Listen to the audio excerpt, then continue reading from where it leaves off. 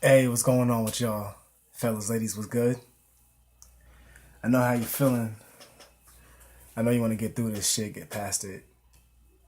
It's like a never-ending race, right? In this case, possibly a never-ending, what seems like a never-ending heart race, but it does end. That's the beauty of it. After that terror and that panic and that fear that you fear, being scared, anxiety, things like that, worrying, previews to scares, all those triggers that start to collide with each other like a fucking train wreck. And then you're sitting back. It's like other people from the sidelines is like sitting back watching this fucking train wreck that these two trains they got to collide together. It is so fucked up, but no one can look away. And then they want to pretend like they care. It's okay. Pat you on the back, you'll be alright. Or they walk away and act like they just don't give a fuck. Either one of them two. They'll see the train. Oh shit, another train collided. You know what I'm saying? Like, it's just getting old now. I'm seeing this shit very commonly amongst these people. I don't want to have to share that side of me with anybody who doesn't give a fuck. Cause why waste my time? You should have to see that side of me. So I feel like these people don't deserve a panicky side. They don't deserve anxiety from me. But these are natural things that we all have, and we can't get rid of them. Whether or not you hate anxiety, you can't stand having stress or depression like that. A lot of that shit makes us who the fuck we are, man. You cannot delete it forever, but you can definitely like calm it the fuck down, chill it out, put it in its place, son it, quote unquote, daughter it, put it back to school, man. Start from grade school and start over again.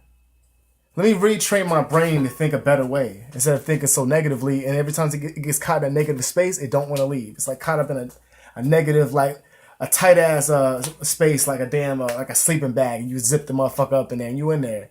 It might be fun at first, but after about a minute, you can be like, you want me screaming, get me the fuck out of here. And that's exactly what happens because you kind of can deal with the symptoms at first. You're like, all right.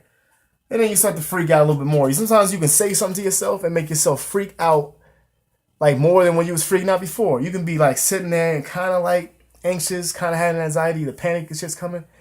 And then you start like feeling your heart beat and you're like, oh my God, it's beating faster than it was a second ago. You didn't even know that until you put your fucking hand by your pulse.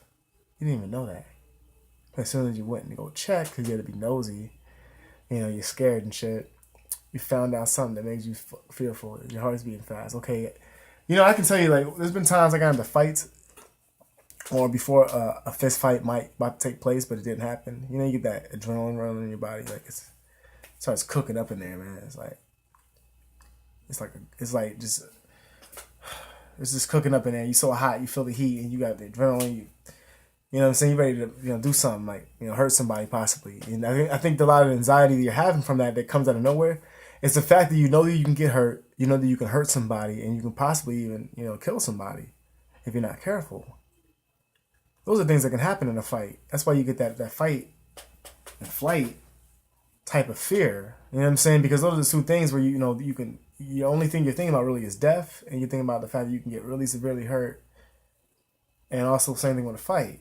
But you don't really think about that before it happens. That's what it naturally is. You're always gonna be have a little bit of nerves before a fight.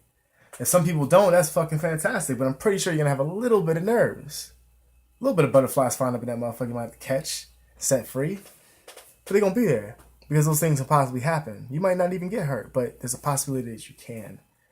So same thing with like when you're thinking about your panic attacks, when you start feeling those symptoms, what do you think of? You think of death. You think of some stupid shit like your heart, like getting a heart attack. You think of stupid shit like that ain't gonna happen. That's actually worse than the heart attacks, the fight situation, because in a fight, those things are like bound to happen. Like more likely you're bound to get hurt. The chance of you not getting hurt, even a little bit of someone touching you a little bit, swinging at you or some shit like that, the chances that are real high that's gonna happen. Even if he swings and misses, there's still something you gotta duck and be ready for the shit. You're still like ducking, you know what I'm saying? Someone's shooting at you, you gonna have some adrenaline even if you don't get shot. You understand what I'm saying? Like, you running for your life. You scared. Like, you know what that fucking feels when you're running for your life? It's scary. But those things can almost feel like that. But remember one thing, they're not that at all. They're nowhere even close to it. Because when this shit happens to me, you know what happens at the end? Nothing. Like every other time. Nothing ever happens. I don't die. I don't end up in a hospital bed. My heart doesn't explode like I be thinking it is. You don't do that shit. So I made myself know and really understand that that's not going to happen. And if it's time for me to go, it's time for me to go. Like, I basically came to terms with that. But because if I think all the time and be worried about what's going to happen to me, my next step, I'm going to be losing. I'm going to be behind everybody. Because I'm not going to be able to enjoy myself and have fun because I'm too busy thinking about what the fuck is going to happen tomorrow when I'm not even sure. Fuck thinking like that. That's what an anxiety is. It's like thinking like way far into the future. But when a fight, this is happening right the fuck now. Does that make any sense? Or if someone's trying to kill you, it's happening right now. So you're gonna feel that shit. But this is not. That's not going to happen when this happens. It's just a symptom from the pot or the fear or the stress. Those are symptoms from that shit. And if you keep almost like antagonizing that shit and giving so much power to that stress, you keep giving power to, then eventually that shit is gonna override you, and it's gonna every time there's something you do, that's gonna happen. Every time you think of some negative shit, you're gonna have these weird symptoms that gonna pop up because you keep thinking that way before it's even gonna fucking happen. But that shit is in the future, which you can't predict. Like the fact that I might die, it's that bullshit. That's not the situation that's happening right now. You're just having symptoms. Why are you thinking that way? I tell you why. On the fucking medicine boxes, they be scaring the shit out of you. You just might cause this and that. It might give you a heart attack, this, that, and the third. You might even pass out, not wake up, have a concussion. I don't know how, like a blunt force trauma hit, but I just took a pill, but how the fuck would I feel symptoms like that? Symptoms that don't make no sense. They're crazy, right? But you'll still take that pill. I guarantee you'll still take that fucking pill because you believe it and you're not scared because a doctor's saying it. Keep believing that shit. Keep doing that. I'm not saying it's going to happen, but everyone has different symptoms as well. Those things might not be for everybody, but they put them on there. There's a possibility that can happen. You just still take the fucking pill. You know what I'm saying? You'll still take the motherfucking pill. You'll drink the Kool-Aid too. I mean, it's delicious when I was younger, but after a while. So just be careful, man. Honestly, really think before you make your actions, man, and be smarter about things like that. It's like I'm telling you what I went through because I used to get the worst kind of panic attacks. And I really mean that shit. I don't like to get into a lot of specifics about that shit, but it was always related to my heart. My heart, one time, it twisted like in a knot, yo. It felt like, and people would be like, "Why would you stop? Why don't you just stop? Don't do it again if it did that." Okay, it doesn't do it anymore, and I'm not a quitter. I'm not gonna stop. I'm not talking about quitting drugs or something like that. We're talking about quitting something that doesn't need to be there, and it wasn't born with me. This wasn't always a feeling I had, and I don't like this feeling. You make your mind up what you want your mind to feel. Like when you feel happiness from something nostalgic or something beautiful, wonderful, or just the presence of a beautiful person. It brings a feeling of warmth. You know what I'm saying? And it's like a bright day after that. It's fantastic. Those are things that we want to see all the time. But sometimes, there's things in this world can get dark, and those are things we have to be prepared for. We understand that can happen. But if it's not dark right now, then why the fuck am I worried about when it's going to get dark? I'm just going to ride the game out. I'm just going to go with the flow. I can't change the seasons. I can't change the time, and I can't change when it's time for me to go. But what I can do is I can do what I got to do to be strong and not worry about all this bullshit that I can't predict or do nothing about. I can just make predictions, but can't do nothing about the outcome of it. And I can just keep doing what I'm supposed to do and be positive towards myself and not put myself in a negative direction that I can't get myself out. You know what I'm saying? It's like you like a mouse, man, just all day.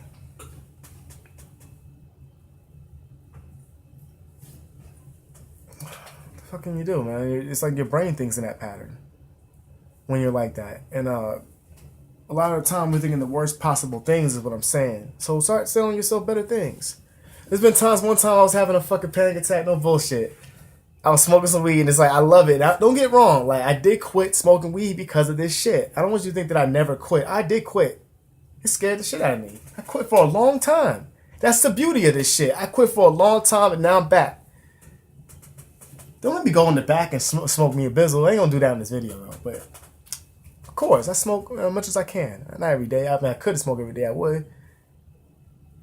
Smoke weed every now and then. Nah, I would. For real. You know what I'm saying? Like, this, I love it. And I'm able to do it now, not take advantage. It was a lot of years I had to fuck off because I had to stop doing that shit. I mean, we were talking about all my young years of not smoking pot. When I was fucking 16, I had to stop for like, I stopped for like a month, and then I went back and I was smoking. It was cool. It worked, and then sometimes I would get a panic attack. It would happen like on the 10th smoke, and they'd be so scary. I was like, man, and I was like, fuck it. I did it again, but this time it happened back to back, and I was like, fuck this shit. It's gonna keep doing this now forever. And I swear, the more I kept thinking negative, the worse it got. I kept going to see a doctor and shit, and it was just like, this is a little bit irregular heartbeat. I was like, scared. Because on a regular heartbeat, he's like, it's normal, it's common, it happens, you know. He's just like, oh, cool. Like everyone else is saying the same thing. Like, he's lying. He's not doing the fucking job. He's not checking my shit out properly. He's not doing it. He's fucking up. And I'm not trusting this doctor. You know, I'm not saying you gotta trust all doctors, but you know what? I think he knows a little bit more about your heart than your fucking self. I hate to say that. It's probably true. I mean, they got all the fucking tools and the shit to look at the shit in there. And plus, you know, he's been studying the heart. What have you been doing? You ain't been reading no heart, but you fucking failed health class. I know. It's just hard. What is it? It's like half a semester, and this motherfucker hard as shit. Knowing your own human body. You can't even point to where half of your shit is at. You be like, oh shit, what's that pain right there? Hey dog, what is this? Open up the book trying to look for what the fuck that is. The only thing we know is where our heart's at. And that's why everything says, the quote goes, is as serious as a heart attack. Because that's the only motherfuckers that we know where our shit is at, is our heart. Because they train us as a kid, hold your heart, blah, blah. You know where your heart's at, you feel it beating. I don't even feel that shit beating when it beats fast. I only feel that shit when I grab my pulse.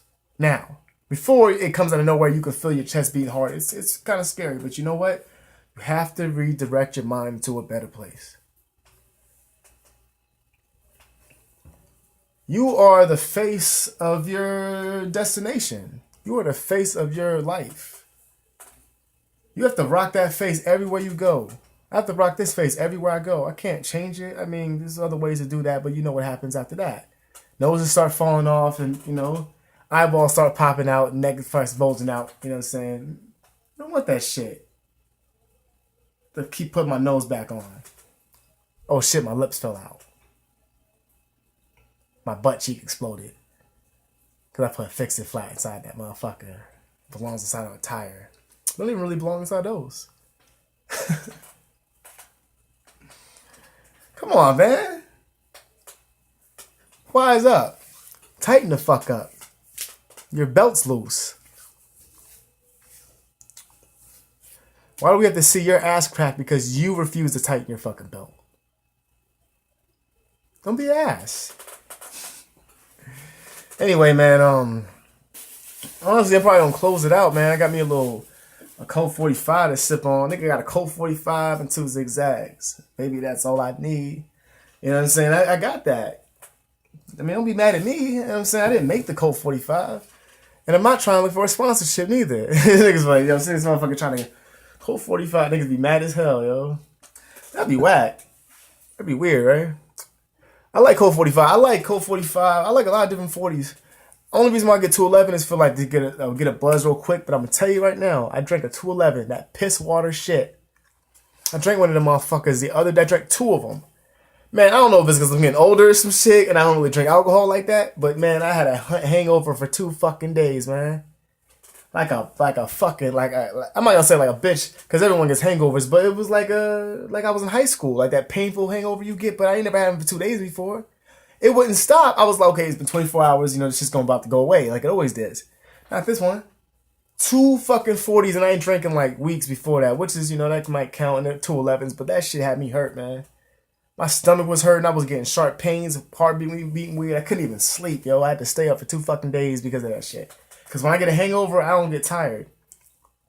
Like, I'm fucking tired as hell, but I can't sleep because I guess one time, you know, I used to drink so much alcohol, I went to sleep one time, I was drinking 2 weeks straight in a row. Heavy. Trying to kill my fucking self, which I almost damn near did, you know what I'm saying? I had to go to hospital to stop drinking, I had to stop going to work, man. I had to take off for like 2 weeks and they let me. I had a doctor's note and everything. It's fucked up from drinking too damn much. Tell me my liver's about to stop working if I keep drinking like this, man. They showed me a picture of that shit. Beauty of the liver, man. Like, if you don't get to that cirrhosis stage, like, it heals, man. There's a brighter day after all that shit. As always, as long as you're still breathing. So that was some shit I was doing for stress to try to like I guess fit in and be myself with the world. I don't gotta do that shit, and I damn sure don't have to drink alcohol to talk to a woman. Let me get this shot on you real quick so I have the